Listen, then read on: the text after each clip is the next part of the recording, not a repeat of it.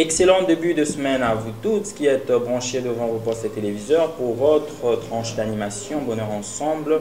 Oui, avec toutes vos rubriques. L'invité, nous commencerons avec un invité pour ce numéro. Nous aurons le portrait, l'actualité et votre rubrique aujourd'hui, le sujet du jour, le tout avec vous ce matin. L'invité, nous aborderons avec lui sur le panafricanisme. L'actualité est marquée bien entendu par la prise des commandes des ministres nouvellement nommés et investis à l'Assemblée nationale depuis le vendredi dernier. Nous en parlerons également dans l'actualité aujourd'hui. Les comptes du jour, le prénom du jour, la leçon du jour ainsi que le sujet du jour avec Jemima Ela. C'est tout de suite avec l'invité qui est déjà dans nos locaux que nous allons recevoir tout de suite sur ce plateau pour parler du panafricanisme.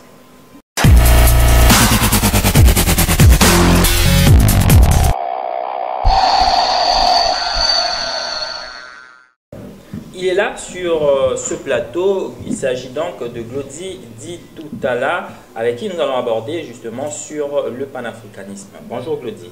Bonjour David. Comment allez-vous? Oui, ça va très bien. Alors, on va parler aujourd'hui du panafricanisme. On voudrait savoir, c'est quoi le panafricanisme? En fait, le panafricanisme est une vision qui prône la solidarité des Africains et aussi l'émancipation de la culture, des valeurs africaines. Les idées africaines que prône aussi le panafricanisme. Donc c'est ça. Voilà, alors le panafricanisme, oui, on entend parler, mais c'est quoi les objectifs que poursuit justement cette doctrine? Je ne sais pas s'il faut les définir en tant que tels. Les objectifs, c'est mettre en avant les idées africaines et surtout promouvoir la solidarité africaine. Parce que non seulement les peuples africains vivant dans les continents africains, mais aussi les peuples africains vivant dans d'autres continents, donc ce qu'on appelle autrement nos frères de la diaspora. Et voilà, le panafricanisme cherche aussi à ce qu'il ait une unité entre ces différentes personnes vivant ici comme ailleurs. Alors, vous parlez de la solidarité entre Africains. Est-ce qu'aujourd'hui, nous pourrons vraiment marteler ou dire que cet objectif est atteint? Parce que, justement, on apprend d'ailleurs en Afrique du Sud tout ce qui se passe. Est-ce que ce ne serait pas là une preuve que le panafricanisme n'a pas trouvé son pesant d'or? Oui, mais nous ne pouvons pas seulement s'atteler en disant que c'est un point négatif. Bon. Non, mais parce que vous parlez de la solidarité, oui. Mais entre Africains même, on sent en Afrique du Sud que ça ne marche pas. Ils sont en train de repousser leurs propres frères africains. Et pensez-vous que ça serait facile, comme ça, d'intégrer ceux qui ne vivent pas dans le continent d'Afrique même? Plutôt, je peux dire que c'est un problème qui constitue aujourd'hui un frein pour le panafricanisme, parce que voir que la vision est de promouvoir cette solidarité et aujourd'hui voir tout ce qui se passe en Afrique du Sud, c'est un danger, une menace pour le panafricanisme. Mais moi, je pense que nous pouvons toujours militer pour l'Union africaine, l'Union des Africains. C'est possible. Ce n'est pas seulement des idées, non. Mais nous pouvons aussi faire valoir ces idées en leur mettant en pratique. Cyrus Nyerere, Kwame Nkrumah sont de personnalités qui ont milité aussi pour la fin de l'apartheid en Afrique du Sud, on s'en rappelle très bien. Oui. Est-ce qu'on ne serait pas craché sur la mémoire de ces deux personnalités au vu et au su de ce qui se passe en Afrique du Sud aujourd'hui? Oui, c'est craché fortement sur ces deux personnalités-là, ces deux personnages de l'histoire. Mais je pense que si nous menons de bonnes sensibilisations, nous pouvons mettre un terme à ces problèmes, faire revenir nos frères de l'Afrique du Sud à la raison. Bien, faire revenir nos frères de l'Afrique du Sud à la raison, voilà, ce sont là le mot de M. Glody dit tout à l'heure, avec qui nous avons parlé du panafricanisme. Mais tout à l'heure, nous allons vous proposer un portrait, je veux dire, d'un panafricaniste, et cette fois il s'agit d'un Congolais qui a milité lui aussi pour le maintien de la paix à l'est de la République. On va suivre ces portraits et on se retrouve juste après pour un petit commentaire. Mamadou Ndala fut le colonel de forces armées de la République démocratique du Congo, formé et engagé. Il fut également commandant du 42e bataillon de commando et deux unités de réaction rapide des FARDC, Forces armées de la République démocratique du Congo. Devenu célèbre grâce aux différentes victoires éclatantes sur le combat contre M23, un mouvement soutenu par le Rwanda et l'Ouganda, selon des experts des Nations Unies. Il fit ses études primaires à Ibambi et poursuit les secondaires à l'Institut Les Aiglons d'Issiro dans la province du Haut-Uélé pour enfin s'inscrire au complexe scolaire Le Petits Anges. Né le 8 décembre 1979 d'une famille musulmane, Mamadou Ndala décède le 2 janvier 2014 à l'âge de 35 ans, calciné dans sa Jeep avec deux de ses gardes du corps de suite d'une embuscade tendue par les supposés rebelles ougandais des ADF Nalu à 10 km de Béni, au nord Kivu. Marié et père de 3 enfants, Mamadou Ndala a été inhumé au camp Kokolo à Kinshasa et a été nommé général de brigade à titre posthume. Mamadou Ndala, c'est de lui qu'il s'agissait, un militaire, un vaillant militaire qui a, comme je le disais à l'annonce, combattu pour le maintien de la paix à l'est de la République. Oui, c'est quand de la République qui fait couler d'encre et salive depuis bien plus de 20 ans, sans que certaines forces ou puissances mondiales ne puissent dire un mot. Nous ne savons pas. Monsieur Glody dit tout à l'heure, qu'est-ce que vous pourrez dire par rapport à ce qui se passe d'abord par rapport à l'homme, à Mamadou Ndala, et qu'est-ce que vous pensez par rapport à ces affres qui se passent à l'est de la République depuis maintenant plus de 20 ans? Je pense que Mamadou Ndala, le colonel Mamadou Ndala, est un personnage important pour l'histoire de la RDC. Une source de motivation pour nous autres. En lui, nous voyons cette détermination, le sens de la patrie, l'amour et la volonté de servir son peuple. Et c'est même ce qui l'a conduit à la mort. Je pense qu'on ne peut pas laisser son histoire passer comme ça. On doit essayer de valoriser son nom. Et nous, Congolais, on doit prendre aussi cet homme comme une valeur importante qu'on doit aussi mettre en avant. Donc, voilà. Et la guerre à l'Est, à quand la fin justement de ces affres? Les Nations Unies, depuis plus de 20 ans, dans les terres congolaises, sur la terre congolaise, je veux dire, mais il n'y a toujours pas d'amélioration. Qu'est-ce qui se passe justement? C'est un problème d'abord congolais, où nous, Congolais, on doit se tenir main dans la main pour soutenir nos frères à l'Est.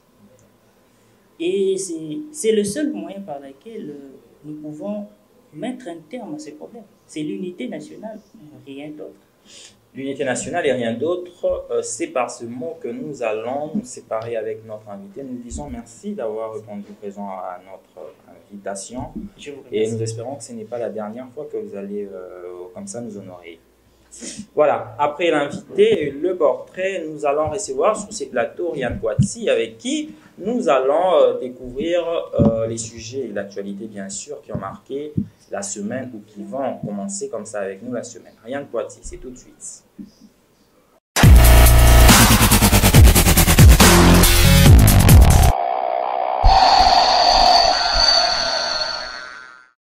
L'actualité, comme je le disais tout à l'heure, c'est avec Ryan Poitiers. Comment tu vas? Bien David, et toi? Oui, ça va. Je crois qu'on doit quand même avoir le temps de parler sur cette histoire de l'année scolaire marquée sur la gratuité. Oui, parce que ça fait couler beaucoup d'encre et des salives. Mais je sais, est-ce qu'on a des sujets le concernant aujourd'hui, non? Non, pas de non. Et quelles nouvelles avons-nous aujourd'hui? On a une nouvelle sur la politique, l'économie et la diaspora sur Robert Mugabe. Ok, qu'est-ce qu'on raconte déjà là? En politique, les membres de la nouvelle équipe gouvernementale prendront officiellement le commande de leurs tutelles respectives ce 9 septembre 2019. Après leur investiture qui a eu lieu le vendredi 6 septembre dernier, David, à l'hémicycle du Palais du Peuple en présence des élus nationaux. Soulignons que ces assises ont été marquées par l'absence en grand nombre de députés de l'opposition qui n'avaient pas avalisé le programme présenté par Sylvestre Ilunga. Oui, on se rappelle justement de cette présentation du programme d'action de l'équipe gouvernementale qui n'a pas du tout plu aux élus, et notamment ceux de l'opposition, respectivement de la coalition Lamouka, qui ont claqué la porte à ces assises. Je crois qu'on pourra en revenir en détail dans nos prochaines éditions. On poursuit l'actualité. Effectivement, David, en économie, en RDC, une seule question se pose. Où sont les 15 millions de dollars? Georges Kapiamba, président de l'Association nationale congolaise pour accéder à la justice de ACAJ, rapporte les 15 millions de dollars de l'État prélevés sur les revenus de produits pétroliers ont bel et bien été détournés. Ils ont été prélevés en compte du comité de suivi pétrolier en 6 prélèvements. Dans une récente interview, Vital Kamerhe a renvoyé la balle au ministre de l'économie qui a créé un compte crédit en ligne. Entre-temps, le point de presse prévu le dimanche à Kinshasa par l'inspecteur général de la finance Victor Batubenga a été annulé en dernière minute. Les détournements, ça commence bien hein, avec l'équipe de Félix Tshisekedi qui a dit ne pas tolérer d'un seul iota toutes ces malversations financières, je veux dire. Mais on sent que ça commence déjà à faire jaser. Hein. Je crois qu'on aura le temps, effectivement, de filtrer ces informations avant toutes sortes de discussions. On poursuit l'actualité, Ryan Poitiers? Oui, exactement, David. En dehors de nos frontières, les obsèques de l'ancien président zimbabwéen Robert Mugabe pourront intervenir ce 15 septembre 2019, sauf changement. Sa dépouille pourrait être rapatriée demain 10 septembre à Harare. L'homme décédé le 6 septembre dernier à Singapour sera élevé au rang des héros nationaux par son successeur Emerson Mnangagwa. Voilà, c'était la fin de l'actualité, j'espère. On en a encore d'autres ou c'est tout? Juste le tout dernier, David, en football, le président de l'ensemble provincial de Kinshasa, Godin Boy, a demandé aux supporters de l'équipe de football club Renaissance de ne pas descendre sur les rues pour revendiquer la suspension qu'a fait objet leur équipe de 2 saisons de la Ligue à foot. Suite aux incidents malheureux dont on se rappelle du 2 septembre dernier entre cette formation et celle de Sa Majesté Sanga Balende qui a causé un mort et plusieurs autres blessés graves. Oui, on s'en rappelle justement de cette rencontre jalonnée de beaucoup d'incidents majeurs, entre autres le décès d'un des supporters du FC Renaissance qui, d'ailleurs, pour la plupart ont déjà pris le chemin de la protestation, bien entendu, avec des descentes sur les rues, qui ont manifesté récemment devant le siège de la Ligue nationale de football. Bon, on espère que le président Godempoy sera vraiment entendu justement pour essayer de calmer les ardeurs. Exactement, David. Ryan Poitiers, c'était un plaisir. Pareil, plaisir partagé. Voilà ce qu'a fait l'actualité de ce matin et ce qui va débuter comme ça cette semaine avec nous. L'actualité, on l'aura toujours avec Ryan Poitiers qui était tout à l'heure sur ce plateau. Aujourd'hui, oui, Aujourd'hui, le compte du jour, aujourd'hui, le prénom du jour, aujourd'hui également la journée internationale, c'est avec Espérance Milambo qui va bientôt faire son entrée ici.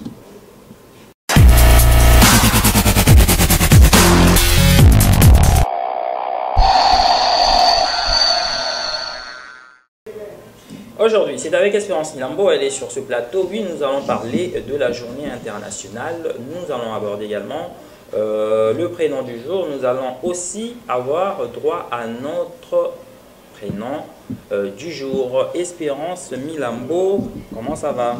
Bonjour David, je vais très bien, merci. Oui, ça va, j'espère que vous commencez bien la semaine. Hein. Exactement. Nous aurons beaucoup à apprendre avec vous dans cette rubrique. Exactement. Aujourd'hui. Oui. Alors, aujourd'hui, on en parle. Aujourd'hui, bienvenue à tous nos téléspectateurs dans cette rubrique aujourd'hui.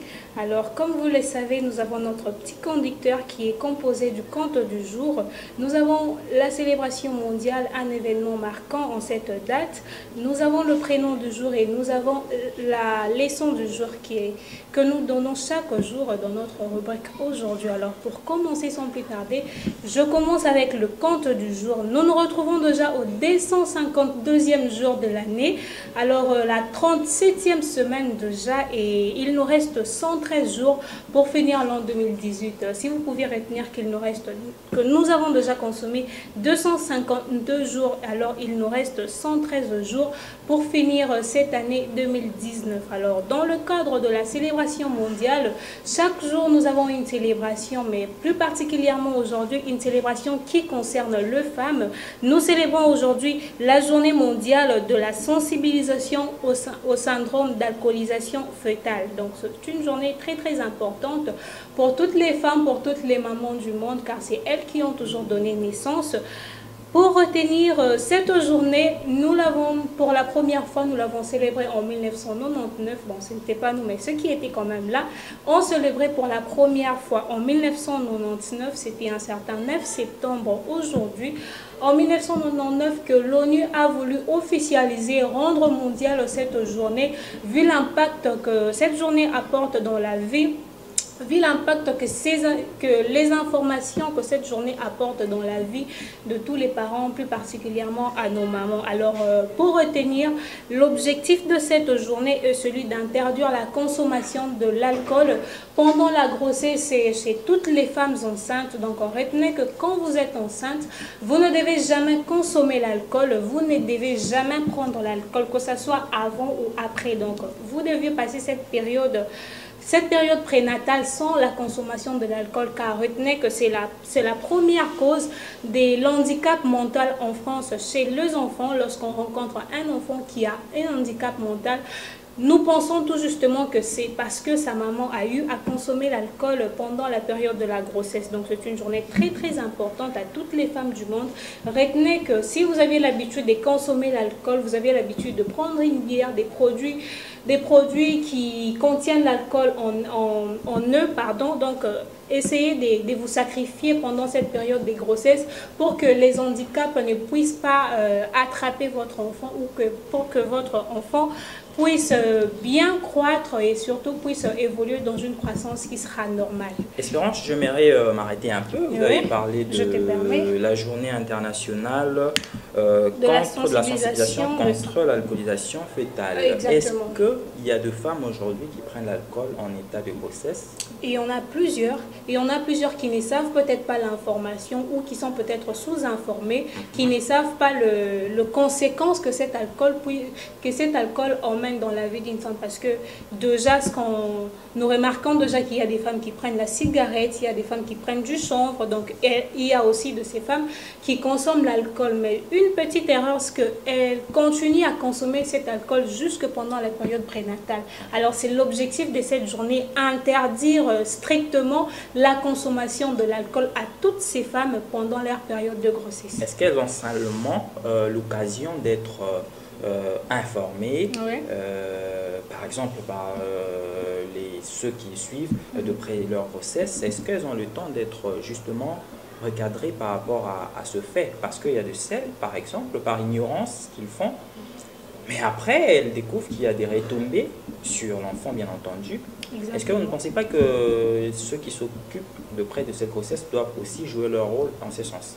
D'ailleurs, normalement, c'est ça. Cette tâche est plus confiée à ces femmes sages qui accompagnent les femmes grosses jusqu'au niveau de l'accouchement. Alors, bon, David, il y a plusieurs personnes qui peuvent peut-être être informées, mais qui banalisent l'information ou qui sabotent l'information. Mais ce qui est vrai, c'est que même pendant les périodes des grossesses, quand ces femmes-là partent à leur rendez-vous des kilos, comme on les dit ici à Kinshasa, oui, normalement de consultation prénatale, on leur a toujours enseigné d'arrêter avec cela, d'arrêter avec l'alcool.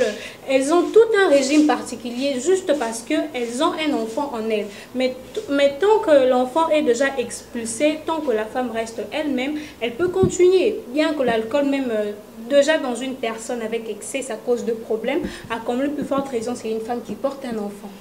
Voilà, vous abstenir de l'alcool et de tout produit contenant de l'alcool fera énormément du bien aux enfants. Pour Exactement. vous qui avez justement cette habitude de consommer de l'alcool, oui, veillez faire gaffe pendant cette période des grossesses. On poursuit avec... Nous poursuivons avec le prénom du jour. Bonne fête à tous ceux qui vont se retrouver aujourd'hui spécialement. Nous fêtons le Alain, nous fêtons le Freddy, le Frédérica et puis le Frédéric. Retenez bien tous les dérivés du mot Alain. Nous avons Alan, nous avons Aline et tout le dérivé de Freddy, où il y a Frédéric, Frédérica et tout ce qui va de pair. Retrouvez-vous dans cette journée, retrouvez-vous plus particulièrement aujourd'hui, lundi 9 septembre 2019. Nous fêtons avec vous. Alors, une petite explication par rapport au prénom. Nous avons une caractéristique rendant les Alains différents des autres prénoms. Ce qu'il faut d'abord retenir, c'est que ce sont des personnes très calmes. La plupart de ces Alains, la plupart de Freddy, de Frédéric sont des personnes très calmes. Ils sont curieux, les femmes comme les hommes, il y a des Frédérica et tout. Alors, ce sont des personnes très curieuses, ce sont des personnes qui sont souvent calmes. Alors, ce sont des personnes qui sont animées par un esprit de culture au fait. Donc ils aiment cultiver leur être, ils aiment développer ce qui est en eux et ils aiment aussi avancer dans la paix. Donc retenez bien que la plupart de ces Alains sont calmes, ils sont curieux et ils sont travailleurs, alors ils aiment avancer dans la paix avec tout le monde. Bonne fête à toutes ces personnes qui se retrouvent aujourd'hui. Bonne fête également à tous les Alains qui fêtent qui sont justement dédiés pour la journée d'aujourd'hui en tant que prénom du jour. Mais j'aimerais quand même préciser une chose, Espérance. Il faudrait quand même qu'on dise qu'il y ait des exceptions. Parce que vous parlez bien sûr des Alains, mais tous ne sont pas forcément pareils. Exactement. Nous parlons de la généralité au fait. On ne dit pas que toutes les personnes portant le nom de Alain ou de Frédéric sont pareils. Non, il y aura toujours quelque chose qui pourra leur différencier, ou il y aura aussi peut-être de ces Alains qui ne pourront pas revêtir tout ce que nous avons cité comme critères. Mais une chose est certaine, c'est que la règle de la majorité, c'est celle qui prime. Mais sinon, dans une règle, il y a toujours des exceptions. Et l'exception qui confirme la règle. Exactement. Voilà, on poursuit. Alors, nous poursuivons avec notre tout dernier petit point qui est celui de la leçon du jour. Retrouvez-vous aujourd'hui. Notre leçon est celle qui suit. Il vaut mieux se disputer avec un intelligent que parler à un imbécile. Il vaut mieux se disputer avec un intelligent que parler à un imbécile. Ça dit quelque chose ? Pas du tout, j'aimerais plutôt en savoir plus. C'est juste une manière de prévenir, une manière de pouvoir nous conseiller à pouvoir être accompagnés de ces personnes intelligentes. Donc ces personnes-là qui pourront quand même nous ajouter quelque chose dans notre connaissance. C'est vrai qu'il y a de ceux-là qui ne seront peut-être pas à la même hauteur que nous, mais la chose à faire serait celle de côtoyer ces personnes-là qui seront peut-être plus que nous pour que nous puissions bénéficier. L'effet de côtoyer quelqu'un qui n'aura peut-être pas le même niveau que toi et qui sera peut-être plus bas que toi, cela pourra te rabaisser. Mais l'effet de côtoyer ceux-là qui ont presque le même niveau que nous, ceux-là qui tombent peut-être pareil que nous ou peut-être qui nous dépassent, pourrait peut-être nous emmener plus d'ouverture ou pourrait nous emmener plus de connaissances dans la vie. Vous êtes-vous déjà retrouvé à être accompagné par un imbécile, comme vous dites? Oui, un imbécile, ça existe, mais sinon, il y a aussi de négligents, il y a des imbéciles, il y a donc toutes sortes de personnes. Alors, lorsqu'une personne se présente devant vous, vous avez d'abord toute obligation de pouvoir juger la personne. On peut normalement juger la personne tout en sachant que celle-ci n'a pas peut-être le même niveau que moi. Alors lorsque vous retrouvez quelqu'un de pareil, la meilleure chose à faire, c'est d'essayer de remonter son niveau. Alors lorsqu'il refuse, au lieu que vous soyez rabaissé, vous partez côtoyer des personnes qui ont peut-être le même niveau que vous. Remonter les niveaux. Oui, justement, il faut traîner avec des personnes intelligentes. Exactement. Elle nous parle de l'expression française et elle vient nous expliciter le sens de toutes les expressions que nous utilisons en français. C'est Divini Pakala qui sera tout de suite sur ce plateau. Avec elle, nous allons aborder une expression, mais laquelle nous allons découvrir avec Divini Pakala qui sera tout de suite sur ce plateau.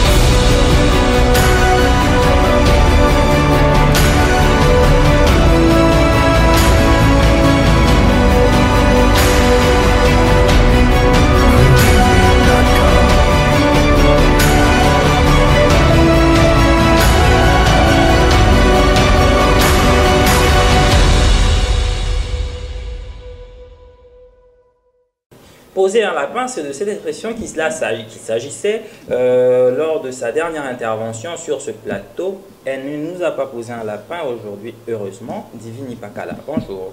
Bonjour David. Comment ça va? Je vais bien, merci. Et toi? Oui, ça va. J'attendais de t'avoir à l'expression, pour ne pas dire au mot, justement avec cette expression, poser un lapin, que j'ai malheureusement pas eu la chance de vous avoir. Quelle expression aujourd'hui? Merci d'être venu surtout. Je vous remercie aussi. L'expression est la suivante, faire ses ablutions.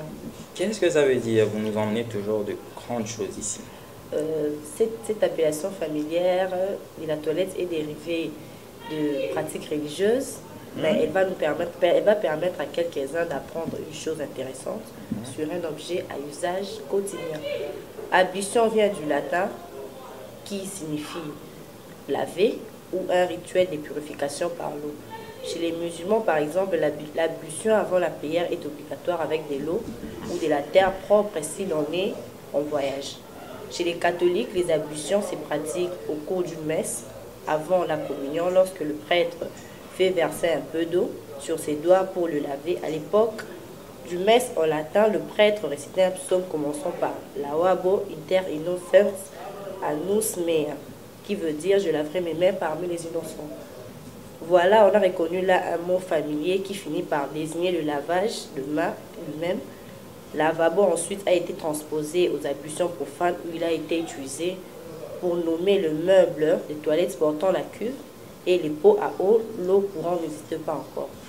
En bref, cette expression veut dire faire sa toilette, uriner, faire le grand besoin. L'essence actuelle de l'expression française, faire ses ablutions. Alors, vous êtes de quelle religion, vous? Je suis catholique. Ben, vous comprenez, vous vous retrouvez justement dans cette expression que moi, je découvre à peine. Ouais, je me retrouve. Oui, donc il n'y a rien à vous reprocher, il n'y a rien à vous poser comme question parce que vous êtes d'ailleurs de là. Donc vous comprendrez certainement toute la provenance, l'origine et surtout que c'est votre rubrique que vous me présentez ici chaque matin. Justement. Et prochainement, on aura une autre expression. Oui, il doit y avoir des expressions. Encore plus dur. Bon, pas trop dur, mais il y aura toujours explicité. Je l'espère. Ouais. Et je continue à apprendre avec vous. Je vous remercie. Voilà, c'était l'expression française avec Divini Pakala. Oui, traîner avec des personnes intelligentes, comme l'a dit tout à l'heure. Espérance Milambo, moi, je suis au privilège avec Divini Pakala. Et tout de suite, nous allons déjà passer à notre sujet du jour pour clôturer cette tranche. Bien avant tout, c'est avec Jemi Maïla qui sera bientôt sur ce plateau. De quel sujet allons-nous parler? Nous saurons tout à l'heure.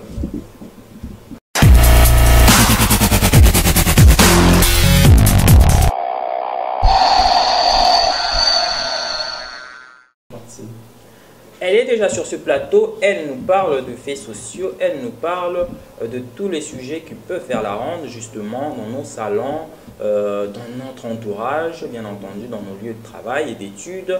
C'est avec Jemima Yella, nous allons tout de suite découvrir de quel sujet elle nous apporte aujourd'hui dans le cadre de cette rubrique, du sujet du jour. Jemima Yella, comment vas-tu? Oui, je veux bien, David. Très bien en forme. Oui, Vous avez manqué, hein, vous savez, la dernière tranche, vous n'étiez pas présente. Qu'est-ce qui s'est passé? Il faut dire à nos téléspectateurs pourquoi on n'était pas là pour leur servir ce jour-là. Vous voyez, c'est privé. C'est privé. D'accord, elle n'était pas là pour vous servir parce qu'elle estime que c'est privé. Alors, quel sujet aujourd'hui après une absence? David, aujourd'hui nous allons parler de l'engagement. Et pas n'importe quel engagement, hein. Nous allons parler de l'engagement d'un chrétien envers son Dieu. Alors, nous allons essayer un peu de définir qu'est-ce que c'est l'engagement. L'engagement, nous devons savoir que l'engagement est un acte par lequel on s'engage à accomplir quelque chose ou une promesse. Donc, c'est un acte qui est individuel, sans forcer, sans obligation, donc un engagement personnel que nous prenons pour accomplir quelque chose ou encore une promesse. L'engagement devant Dieu, c'est une décision strictement personnelle, comme je venais de le dire dans la définition. C'est une décision sans complaisance. On ne prend pas engagement envers son Dieu pour plaire aux hommes ou pour plaire à l'église ou soit à son pasteur. Mais cet engagement-là doit être raisonnable, doit être sincère. Consenti. Oui, consenti, comme je voulais dire.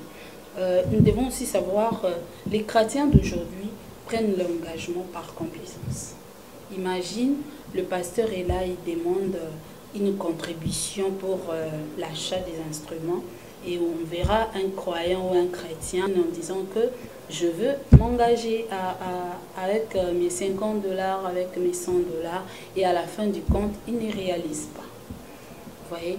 Donc, nous devons avant tout de poser nos actes, de s'engager, surtout concernant l'engagement avec notre Dieu, avec le Créateur. Nous devons faire très attention, nous devons vraiment y réfléchir avant de s'engager pour qu'il n'y ait pas de problème à l'avenir. Mais nous devons dire que certains pasteurs dans certaines églises, je ne m'aimerais pas aller dans le détail, favorisent justement cette réalité. Pourquoi? Parce que dans les églises, c'est devenu un petit peu comme un jeu de concurrence. Qui donne 100 $, qui donne 50 $, et vous voyez, ça frustre justement ceux-là qui n'en ont pas.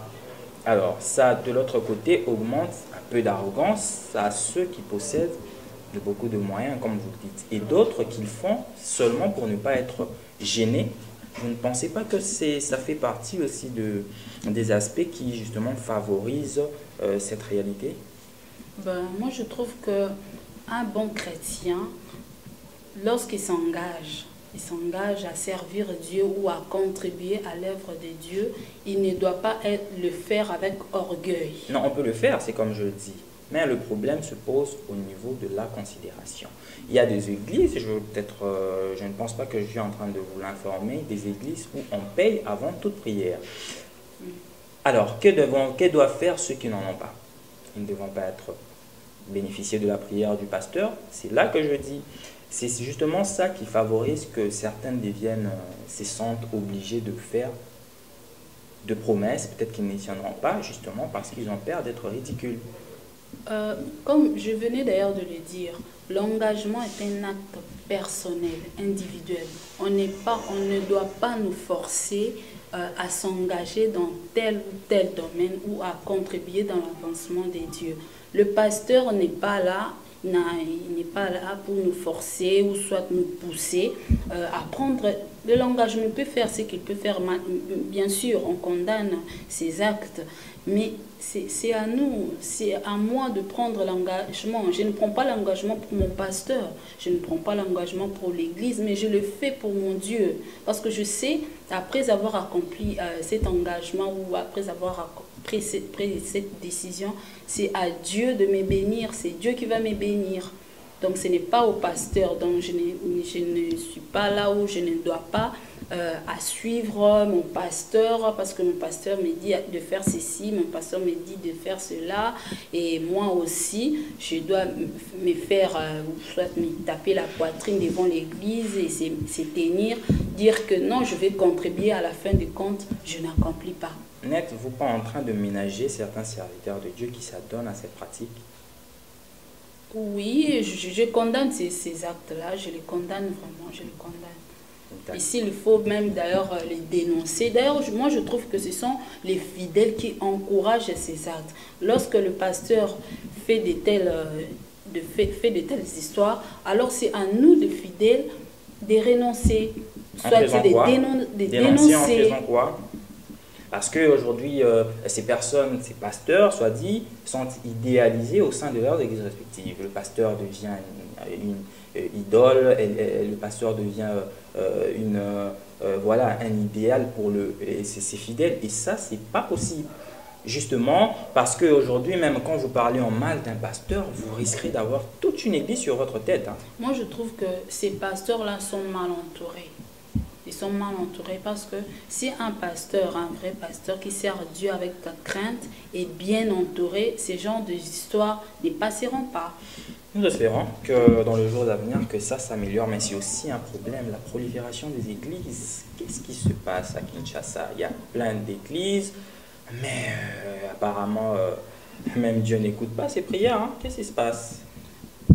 Aujourd'hui, les églises, le pasteur... cette prolifération est due par exemple peut-être en manque de vocation, soit en manque d'appel. Hein. Il y a de ceux-là qui les font juste pour bénéficier des offrandes. Ah, c'est un fonds de commerce. Pour avoir un fonds de commerce. Bénéficier des offrandes ou soit... Donc c'est un peu ça, nourrir la famille, et donc acheter des voitures, des maisons et tout ça. Ils ne le font pas par appel. Il y a des pasteurs hyper riches et des fidèles hyper pauvres. Oui, c'est ça le problème. Vous pouvez en citer quelques-uns ici. Par crainte d'être poursuivi, hein, parce qu'aujourd'hui, même les pasteurs, ils poursuivent les gens. Jemima Yella, c'était un plaisir. C'était les sujets du jour avec Jemima Yella. Nous avons parlé, oui, de l'engagement d'un chrétien au sein d'une église. Nous avons décortiqué toute la problématique de cette situation, oui, dans ces églises où des personnes prennent des engagements par complaisance, non parce qu'ils en ont vraiment la possibilité. Et on dénonce tout ce fait. Jemima Yella a demandé à ce que l'on dénonce. Mais est-ce que, et reste la question reste celle de savoir si c'est là, sera vraiment possible avec les fidèles qui idéalisent leur pasteur? Ça, c'est une question posée à vous tous et à vous de répondre. Voilà, après les sujets du jour, on va comme ça, avant de clôturer cette tranche, passer à la rubrique anniversaire. On va présenter ces personnes qui fêtent leur anniversaire aujourd'hui. Et on se retrouve juste après pour finir avec votre tranche. On est ensemble.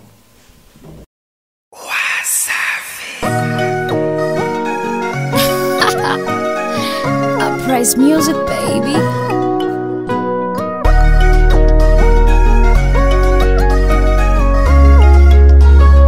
Flaga got the recipe. Kwanza na furaha, nitaimba na kucheza. Washa mishumaa, weka keki juu ya meza. Oh, ila usinicheke, nimekuletea zawadi kidogo lichobarikiwa. Aki mwana mkwete, aja na dumu la maji, nasije kakumwagia. Ana kapicha kako nitaka post, waso kupenda itawakost. Leo siku yako nishajikoki, ndugu rafiki zako tunasema happy birthday to you, happy birthday to you, happy birthday to you, happy birthday to you.